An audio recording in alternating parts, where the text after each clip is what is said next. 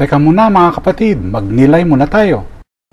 Alam mo ba na si Tycho Brahe, isang tanyag na astronomo, ay namatay dahil ayaw niyang tumayo mula sa hapag ng hari upang umihi dahil sa etiketa. Pumutok ang kanyang pantog. Literal siyang kumain kasama ang kamatayan. Sa Ebanghelyo ngayon, si Herodes ay may marangyang piging. Sa hapag na iyon, pinatahimik ang katotohanan at pinatay ang isang propeta.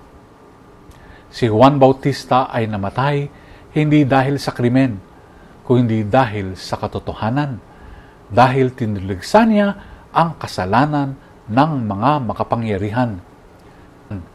Sabi ng Diyos kay Jeremias, "Huwag kang matakot, ako ay kasama mo."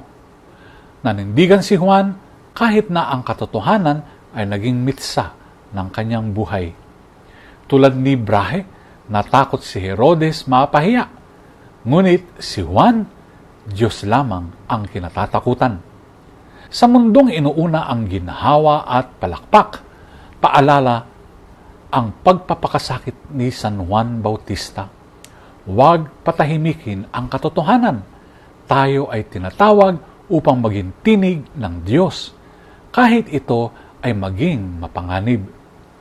Pagnilayan po natin ito. Amen.